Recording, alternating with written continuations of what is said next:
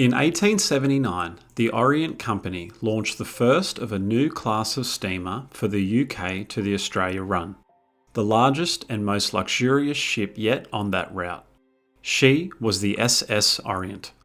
Following her success, a second vessel followed a few years later. Built by the same yard and designer, her name was the Austral.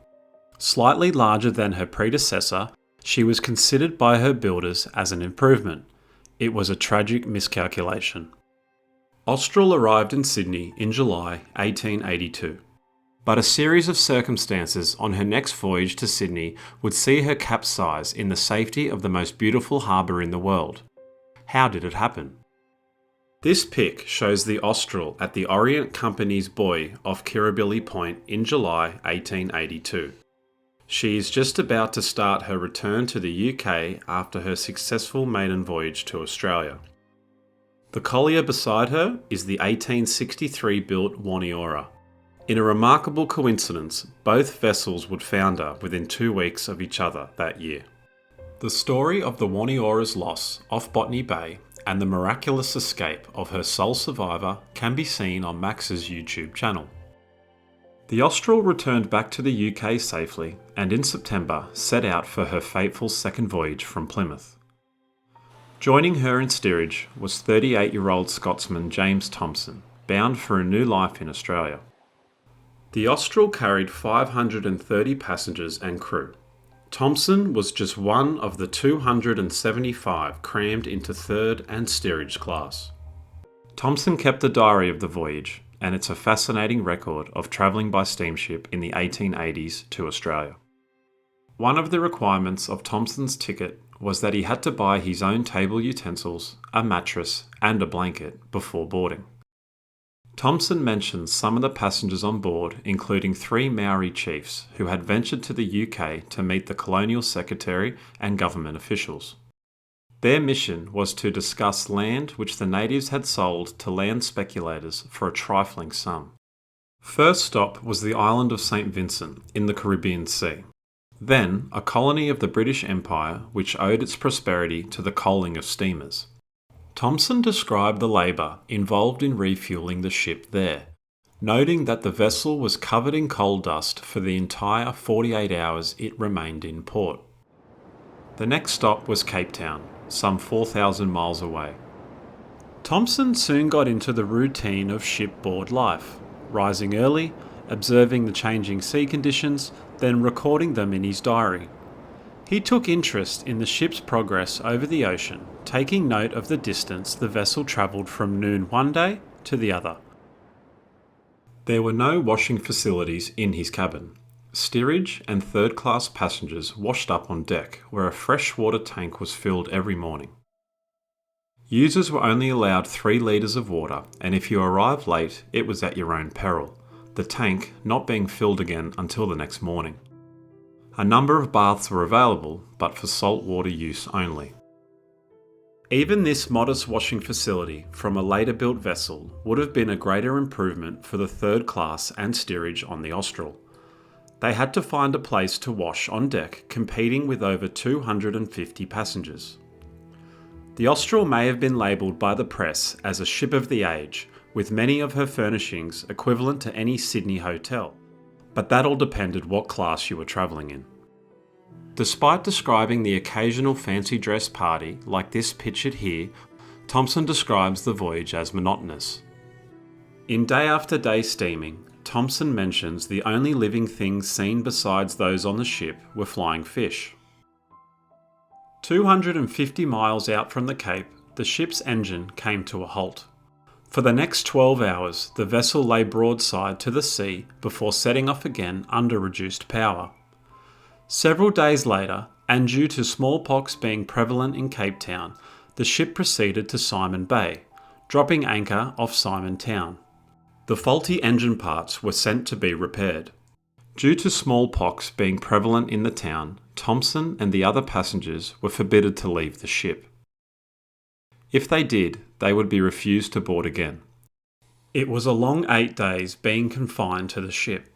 Some spent their time fishing, others were entertained by crews of the various warships in the bay conducting boat races. It was a long 8 days for all those on board before the ship finally got underway. 1,000 miles later, all appeared in order until a problem with the high-pressure piston required disconnecting. The rest of the trip to Melbourne was sail-assisted with the help of her 2 low-pressure engines. Thomson told of the excitement of the passengers as they neared the entrance to Port Phillip Bay and the city of Melbourne on October 30th, 1882.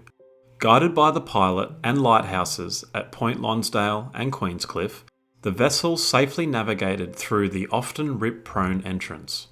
It was normal practice for vessels like Austral to be inspected by medical authorities on arrival at the quarantine station, just a few miles inside the northern headland of Port Phillip Bay. As the Austral had bypassed Cape Town and anchored off the nearby Simontown, the pilot assumed the vessel did not require inspection off the Point Nepean station. Instead, he passed the facility by, docking the ship closer to Melbourne. However, medical authorities, annoyed at first, soon compromised and boarded the ship there, not forcing her to return to the quarantine station. Upon arrival in Port Phillip Bay, the ship was inspected by government inspection officers. The first and second class passengers were inspected in their cabins, but the third, steerage, sailors and firemen examinations took place in the forward deck. Thomson stated that in single file they'll pass the doctors with their tongues out, much to the amusement of onlookers. Anyone who looked suspicious was subject to a pulse check. Leaving Melbourne a few days later, the Austral set course for Sydney, to which she would be subject to another medical inspection upon arrival. Scrutiny of Austral's complement by the Sydney medical staff went smoothly, largely due to the earlier inspection in Melbourne. However, this was not always the case. Not all voyages proceeded without infections. This photo during the First World War shows multiple ships lying off the station awaiting clearance. The Sydney Quarantine Station began operation in 1828, lasting 150 years. Approximately 13,000 passengers and crew from 580 infectious ships were held in the grounds overlooking the harbour. Many of those detained etched their names, the date, and the name of their ships into the rocks and walls. It's a fascinating record of the harbour's past. 572 unfortunate souls who left their native lands seeking new adventures are buried in the huge grounds overlooking their destination, an indication on how important the site was to the community. Several days later, on the morning of November 4th, 1882, 49 days after leaving Plymouth, the vessel docked on the western side of Circular Quay. It was at this very spot that the first sign appeared of the upcoming disaster. Repairs to the ship's engine would have to be carried out before her return trip home, but in the meantime, the collier Woonona docked along the starboard side to replenish her bunkers. Austral's coaling ports were alongside the hull, measuring approximately 1 metre by 1 metre. A relatively small amount of coal had been loaded on her starboard side when the ship took a dramatic list, the open coaling ports too close to the water for comfort. In this view, the collier's mast can be seen. Also noticeable is the Austral's list. An incident identical to this had taken place on the Austral's first voyage under the same captain, but had gone unheeded.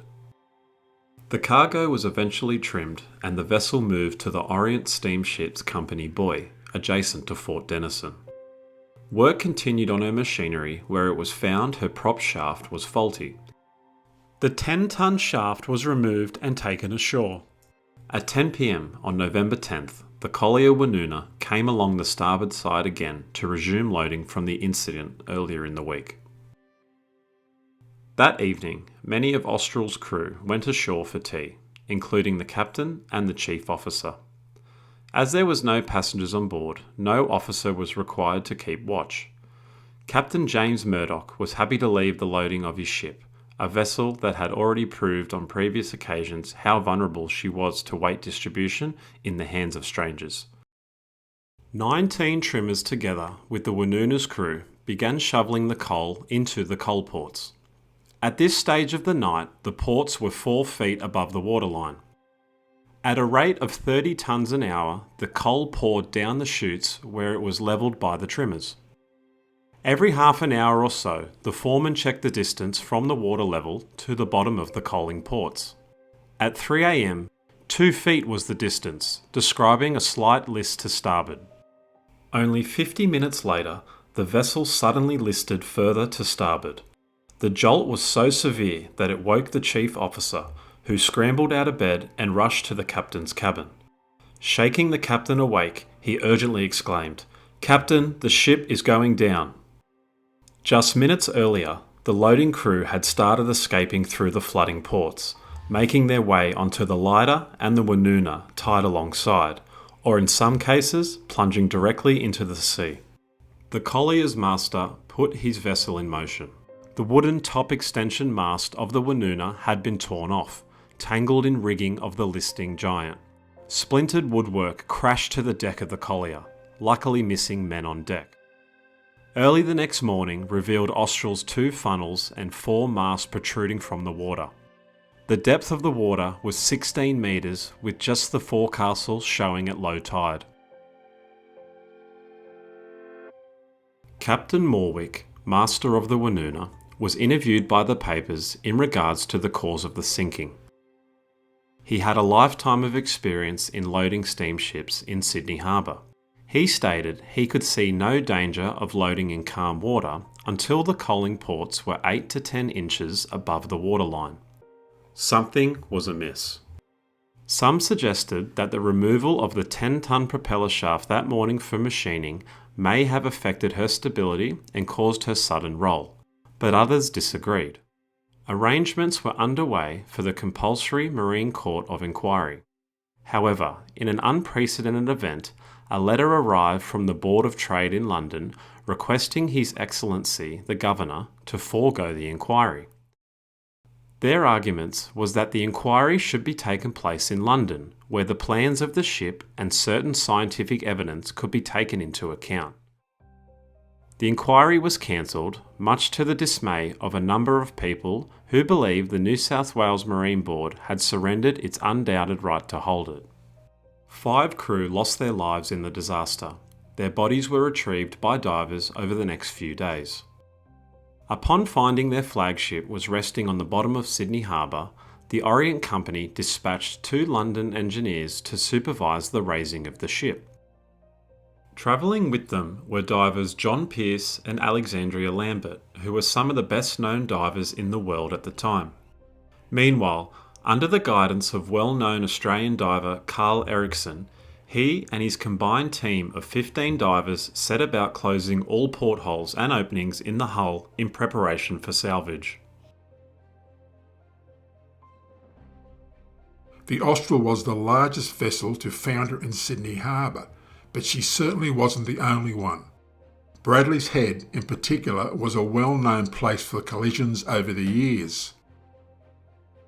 The most serious occurred when the collier Currajong, founded in 1910. Seen here, the smaller of the 3-masted steamers, she was built in 1875 as the Clarence for the North Coast New South Wales service. In later years she was sold to a number of companies and her name was changed to Currajong. Sold to the Bellambi Coal Company in the early 1890s, she was converted into a collier, running largely from the Illawarra coalfields. The vessel entered Sydney Harbour at 9 p.m. on March the 8th, 1910, with a full load of coal for the bunkers of the steamer Riviera. At approximately the same time, the steamship Warima was making her way up the harbour on a usual voyage to Cairns. Warima was on the wrong side of the channel and sliced into the port side of the collier, almost severing the coal ship in half. Currajong quickly began to sink bow first, her twin propellers screaming as they lifted out of the water. Sitting at a depth of 26 metres, the bow of the wreck emerges out of the gloom of Sydney Harbour. This drawing shows how intact the wreck is. Notice the V-shaped wound into the forward hull made by the bow of the Warima. This pic, taken in 1995, shows the then intact walls of the cabins at the stern. One person lost his life, Hans Nielsen, the helmsman. His body was found the next day floating off Bradley's Head. I first dived this wreck in 1994, and I was blown away of how much is still down there. Protected by ocean swells, her hull has stood the test of time. All entry points into the hull, except the forecastle head, are sealed off by generations of oyster shells.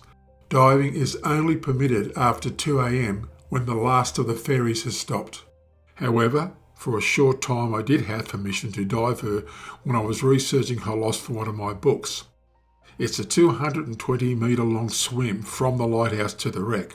The sound of the ferries running over your head is interesting, to say the least. In 2013, I was invited to dive the Currajong in a two-man sub as part of a documentary on Sydney Harbour. Filming the wreck in the low visibility of the harbour is always a challenge. The ship's donkey boiler, which can be seen just in front of the funnel. Part of the outer covering is peeled off after more than a century in the sea. The ship's rudder showing hard to starboard and the counter stern.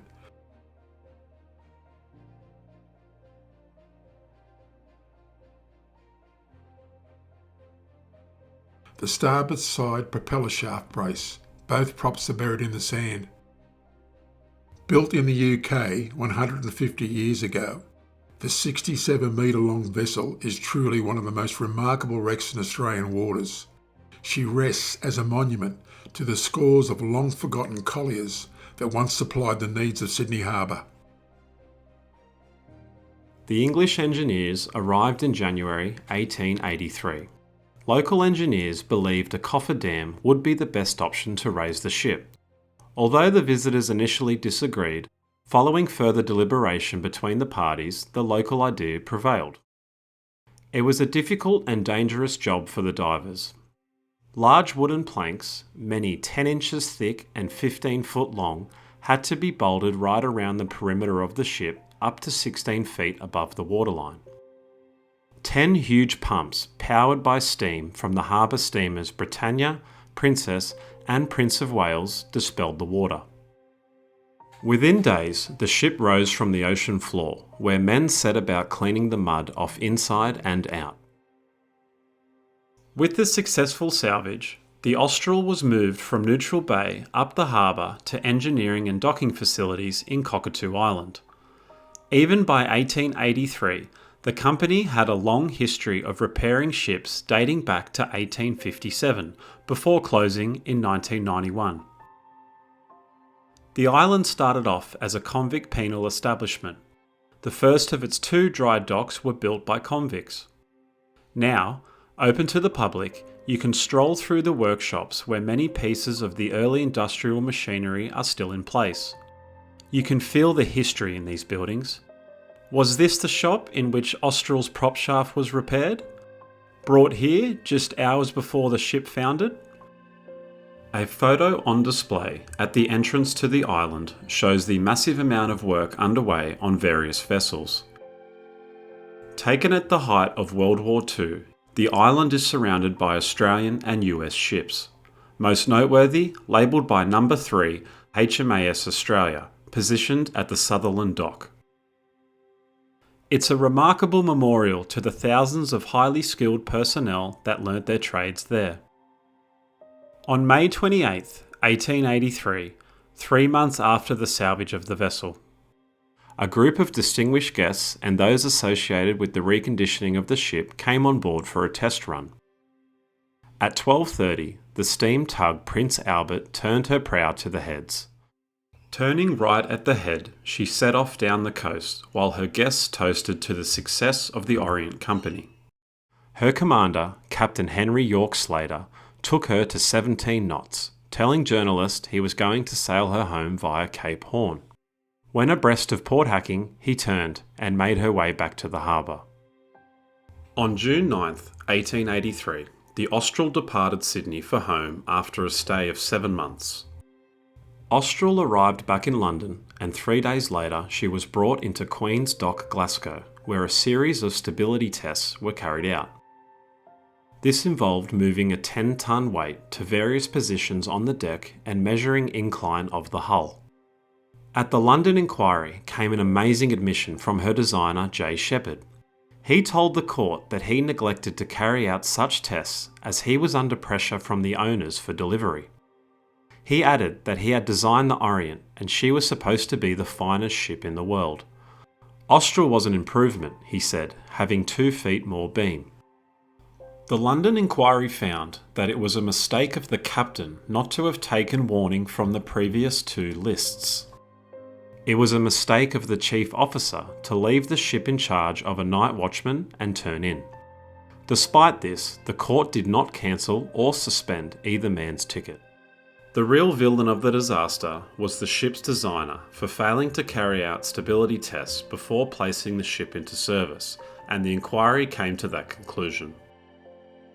Despite strong criticism over the designer's failure to conduct proper stability tests, authorities maintained that under almost every conceivable condition, the Austral was considered a very stable vessel. Yet stability testers later revealed findings that received little coverage in the press. The 120 tons of coal loaded that night had been placed into pocket bunkers located less than 2 metres from the ship's side. The uneven distribution, along with the absence of a stability test, and that appears to be precisely what caused her to founder. Austral returned to Australia in 1885, with the press describing her as looking as bright and handsome as the day she was launched. After the hapless start to her career, many would have believed she was an unlucky ship, but this proved to be untrue. For the next 22 years, the Austral became a familiar sight in Sydney Harbour. In later years, her funnels were extended and her auxiliary mast were removed. On January 5, 1903, she arrived in Sydney on her 52nd voyage. At noon, on January 17, she left the company wharf and sailed down the harbour for the very last time. There would have been little fanfare compared to her first voyage. Very much like this footage of the last voyage of Queen Elizabeth II. A small escort to the Heads, and goodbye. Later that year, she was scrapped in Genoa, Italy. Austral's sinking will always be associated with Sydney Harbour and the truly remarkable circumstances which occurred. As the Sydney Illustrated News wrote, the sinking of the magnificent Orient steamer Austral is an occurrence almost without precedence in the annals of maritime history.